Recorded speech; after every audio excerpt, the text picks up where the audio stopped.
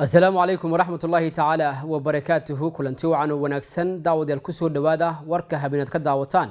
تي في عالمي M24 تي في وإذا كجي معنا يا استوديو سلاح مقالة مقدشو قضاء كود داود دونتان وركنا عاوها كم من غندنا مدحوينها جمهورية فدرالك سوماليا حسن شيخ محمود أيا صار باق كسعودة سوماليا مدحوينها جمهورية فدرالك سوماليا حسن شيخ محمود أيا كهذه مناسبة حسك لح 20 جون لبي لحدنكي جوردي كسوريقتي markii ay xuriyada qaadatay gobolada waqooyi ee Soomaaliya isagoona u hambaliyay shacabka madaxweyne xasan sheekh oo war saxaafadeed soo saaray ayaa waxa uu ku sheegay in xuska sanad guurada 62 ee maalinta xuriyada 26 Juun ay tahay fursad lagu sixi karo wixii qaldamay muddadaasi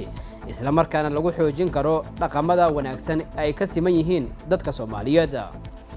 madaxweyne xasan sheekh maxamuud ayaa ku booriyay dhammaan dadka Soomaaliyeed inay si wada jir ah ugu istaagaan la tacaalida duruufaha nololeed ee adag kana dhashay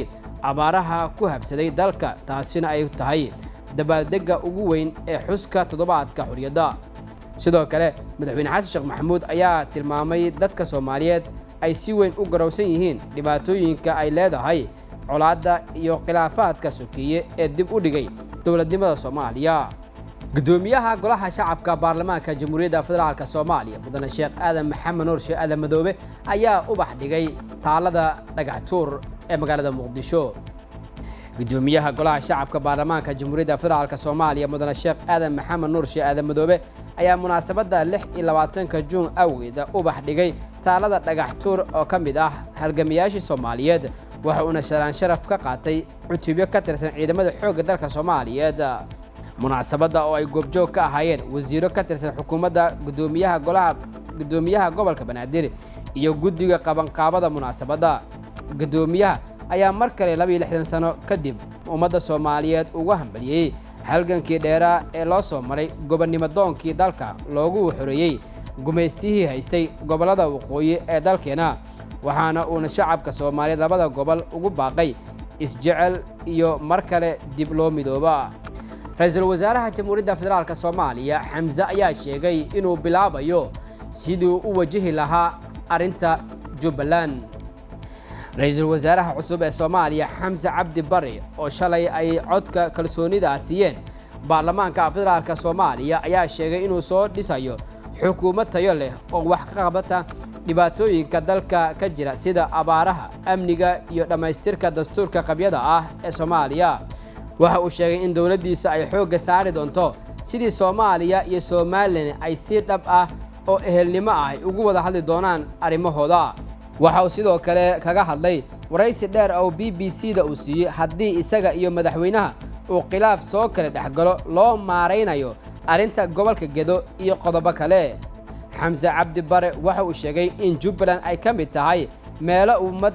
madowga ka jiro isla markaana ay talaabo kasto ay qaadayeen ay noqon doonto sidii lagu heshiisiin lahaa Soomaalida munaasabada xuska 26 Juun ayaa lagu qabtay gudaha magaalada Muqdisho iyo gobolada dalka Soomaaliya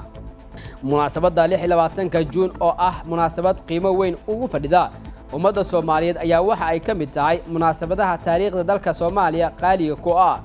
26 Juun 1960 maanta oo kale ay markii ugu horeysay waxa suurtagalay in dhulka Soomaaliyeed oo xor ah laga taago calanka jamhuuriyadda Soomaaliya kadib markii gumeystihii Ingiriiska uu ogolaaday inuu xorriyadda siiyo gobolada waqooyi ee dalka dhanka kale saqdi dhexe ee habeenimada xalay oo ay ku beegneed 26 Juun 1960 iyadoo fagaaraha bartamaha magaalada Hargeysa xilligii 12 habeenimo laga taagay calanka jamhuuriyadda Soomaaliya waxaana halkaasi lagu saaray calanka Soomaaliya iyo dabaaldega weyn oo la sameeyay maalintaasi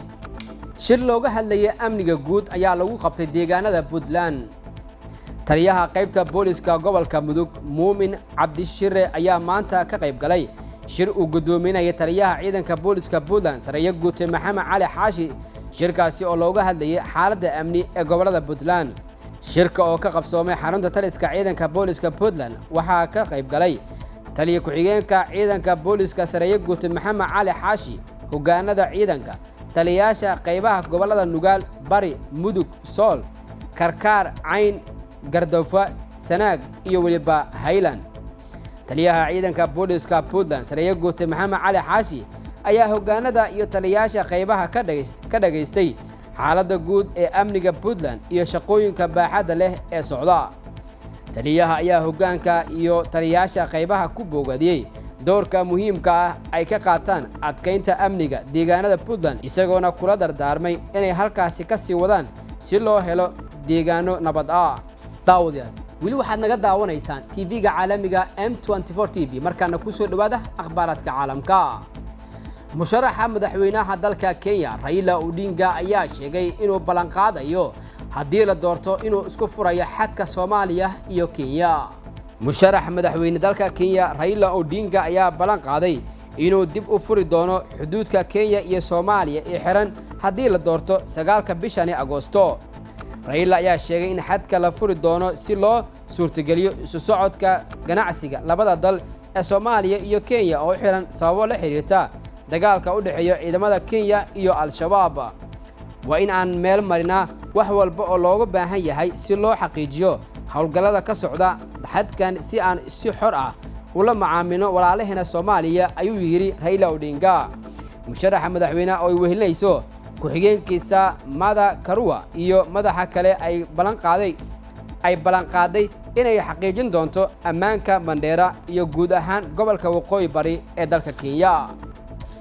guud ahaan halkaas ayaan ku soo gabagabaynaynaa warkii habeenaad ka daawanayseen TV-ga caalamiga M24 TV oo idinkaga imaanaya studios dhexe magaalada Muqdisho. warka waxa idin soo saaray halkaan idinkaga soo jeedin anigoo ah Cabsaaq Cabdi Ibraahim. sidaa iyo nabadgelyo. amaana Allah.